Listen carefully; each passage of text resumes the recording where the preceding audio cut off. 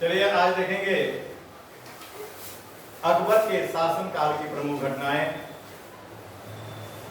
तो उसके विषय में आप ये जानेंगे, यानी देख लेंगे कि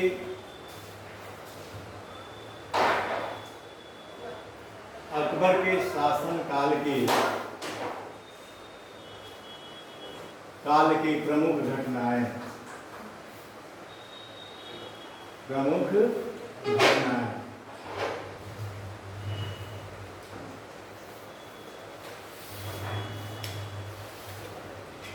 तो इसमें सर्वप्रथम आप ये जानेंगे कि कौन कौन सी घटनाएं घटी इसके समय में। तो जैसे 1562 ईस्वी, तो 1562 ईस्वी में अकबर के शासन काल में पर्दा शासन का उल्लेख मिलता है, जिसको पेटीकोट शासन के नाम से भी जाना जाता है। और इस शासन से उसके भाई महामंगा और आदम खां, यानी महामंगा के पुत्र आदम खां और पुत्री जीजी अनगा जुड़ी हुई थी। तो 1562 में पेटीकोट शासन के विषय में जानकारी मिलती है। पेटीकोट शासन।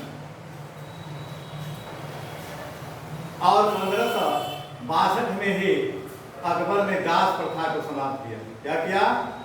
दास प्रथा को समाप्त किया।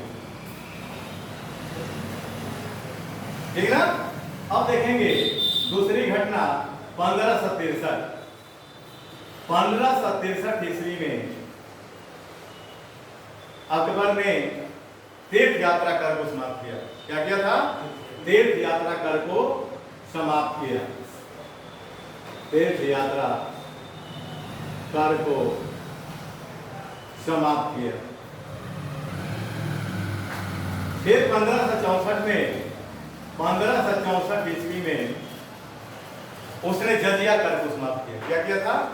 जजिया कर को समाप्त किया। कर को समाप्त किया।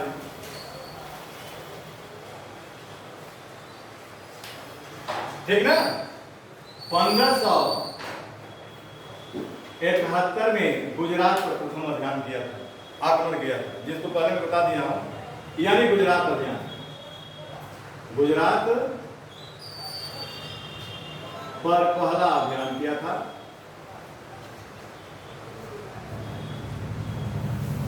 और गुजरात का शासक कौन था इस समय? शासक मुजफ्फर तृतीय था। कौन था? मुजफ्फर थर्ड था। ठीक है? लेकिन अकबर को इसमें सफलता नहीं मिल पाई थी। फिर 1572 में गुजरात पर द्वितीय आक्रमण किया। क्या क्या था? गुजरात पर द्वितीय आक्रमण किया। ठीक ना? और इस समय यहाँ का शासक कौन था? शासक हुसैन मिर्जा, हुसैन था। यानी 1571 में जब अकबर गुजरात पर आक्रमण किया था, तो गुजरात का शासक उस समय मुजफ्फर थर्ड था। ठीक ना? उसके बाद 1572 में गुजरात पर द्वितीय आक्रमण किया अकबर ने। उस समय शासक गुजरात का कौन था? हुसैन का था। और दूसरे आक्रमण में उसको जीत हासिल हुई। ये जीत की खुशी में उसने बुलंद दरवाजा का निर्माण कराया था। जो बस सलाह में आपको पहले क्लास में बता दिया गया। अब देखेंगे 1577 ईस्वी में अकबर ने फतेहपुर सीकरी की स्थापना की। क्या किया था? फतेहपुर सीकरी की स्थापना की। सीकरी की स्थापना किया। ठीक ना? 1575 मिटा दें इसको।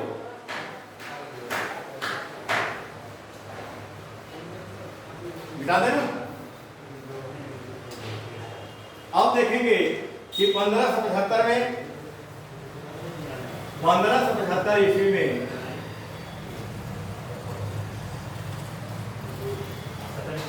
इबादत खाना की स्थापना की। क्या क्या था? इबादत खाना की स्थापना। इबादत खाना का मतलब होता है प्रार्थना कक्ष, ठीक ना। इबादत खाना का मतलब क्या होता है? प्रार्थना कक्ष।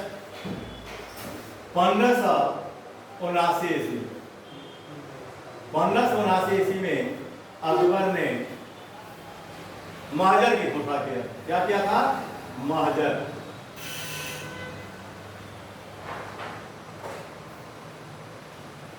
ठीक है।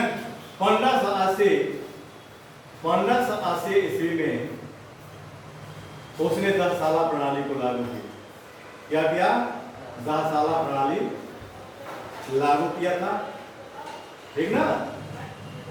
1582 में दीन-ए इलाही धर्म चलाया। 1582 में क्या किया? दीन-ए इलाही धर्म चलाया, ठीक ना। 1583 ईस्वी में उसने इलाही संवत चलाया। क्या चलाया था? इलाही संवत चलाया, ठीक ना। तो उसके समय की एक महत्वपूर्ण घटना है। 1585 में ईस्वी में लाहौर को राजधानी बनाया। कहां बनाया? लाहौर को राजधानी बनाया। और इसके पहले अकबर की राजधानी कहां थी? फतेहपुर सीकरी में थी। इसके पहले अकबर की राजधानी कहां थी? फतेहपुर सीकरी में थी। लेकिन 1585 में लाहौर को उसने राजधानी बनाया। अब देखेंगे, थोड़ा यहाँ ध्यान देंगे। 10 साला प्रणाली का प्रारूप गवर्नर ने तैयार किया था और महाजर की घोषणा जो है, महाजर की घोषणा इसके प्रारूप को तैयार फैजी के पिता शेख मुबारक ने तैयार किया था, ठीक ना, जिसको पहले बताया गया है। अब हम देखेंगे कि जो ये इबादत खाना देख रहे हैं, इबादत खाना, इसमें अन्य धर्मों के धर्माचार्यों को भी आमंत्रित किया था। जैसे हिंदू धर्म से यहां देख लेंगे, जो इबादत खाना है, इबादत खाना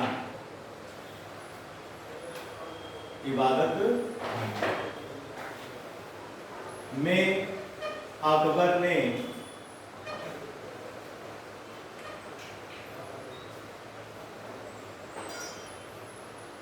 अन्य धर्मों के धर्मचारियों को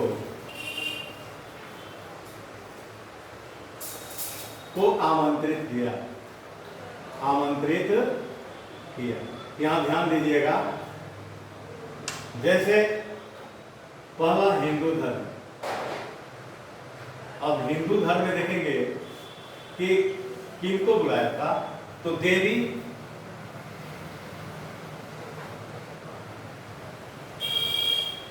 देवी और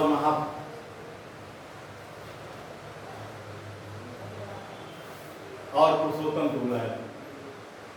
पुरुषोत्तम। अब जैन धर्म से किनको बुलाया? जैन धर्म के धर्मचारियों में किनको बुलाया था? तो यहां लिख लेंगे जैन धर्म।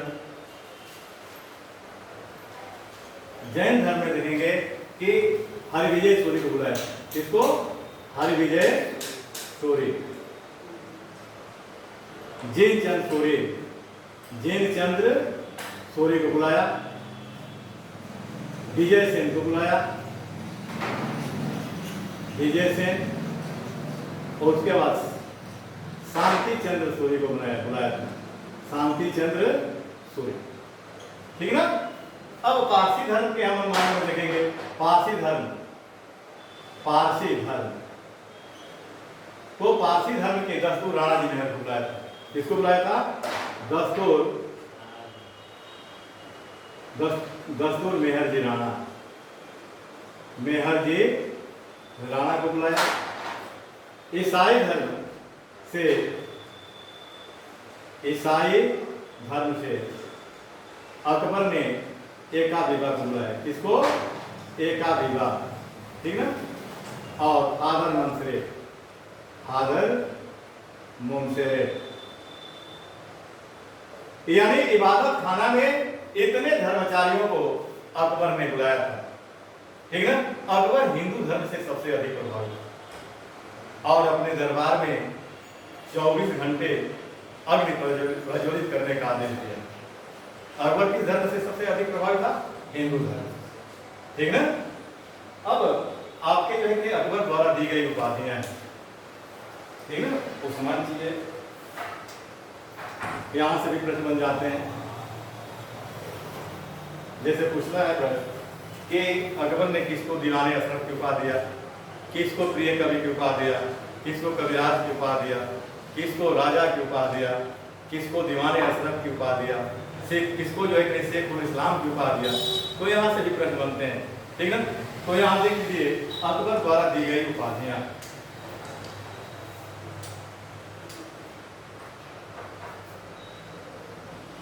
अकबर द्वारा दी गई उपाधियां, ठीक ना बाबू।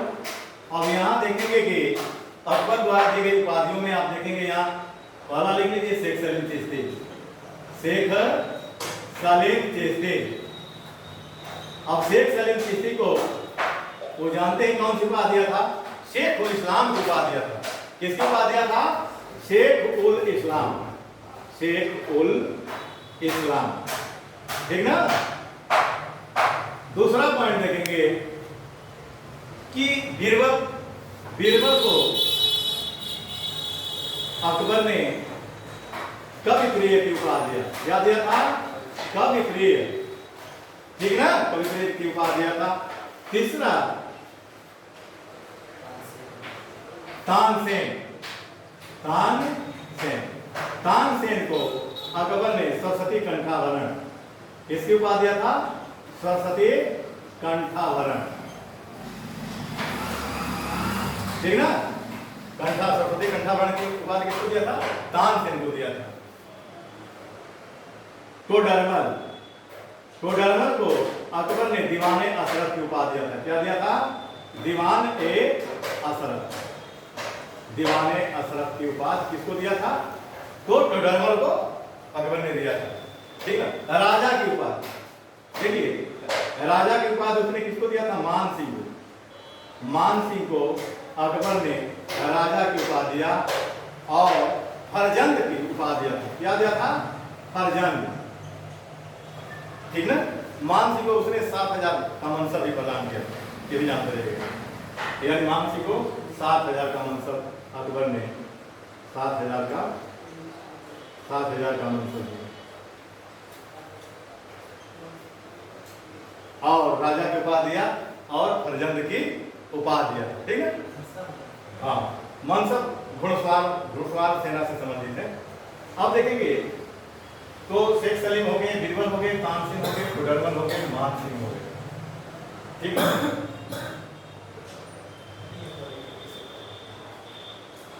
तो ये उसके बाद हरविजय सूरी को जगत गुरु की उपाधि दिया था। ये प्रश्न बार बार बने कि अकबर ने किसको जगत गुरु की उपाधि से नवाजा था? तो हरविजय सूरी को क्या दिया था? जगत गुरु की उपाधि, ठीक है। उसके बाद जिनचंद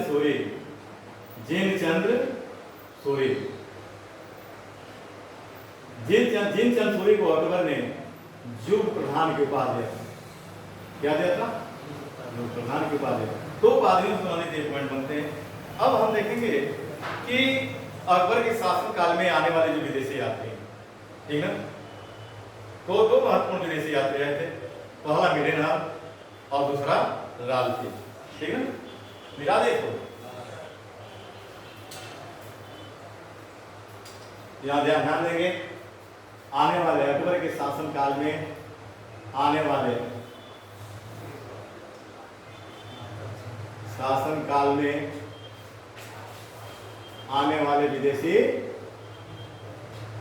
विदेशी यात्री,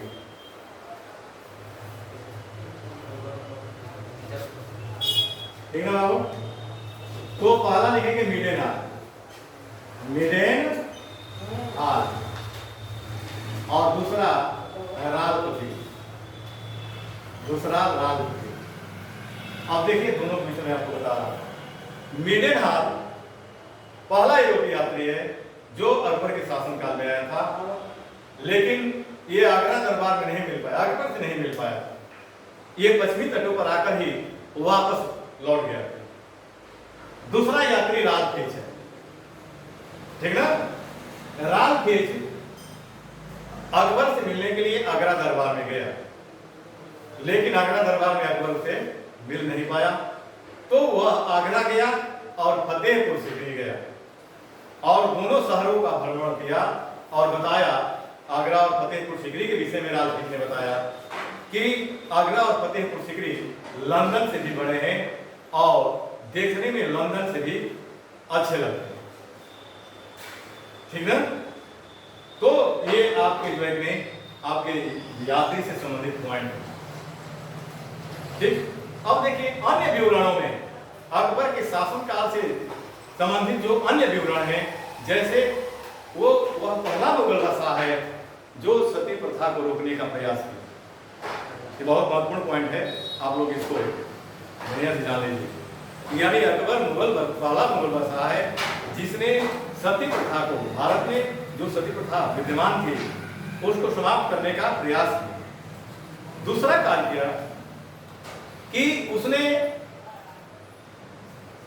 लड़कों और लड़कियों के विवाह की उम्र 16 वर्ष और 14 वर्ष निर्धारित की। लड़कों के लिए विवाह की उम्र कितना निर्धारित किया था? 16 वर्ष, और लड़कियों के लिए विवाह का उम्र 14 वर्ष निर्धारित किया था। उसने शराब की बिक्री पर प्रतिबंध लगाया, यानी शराब की बिक्री पर क्या लगाया था?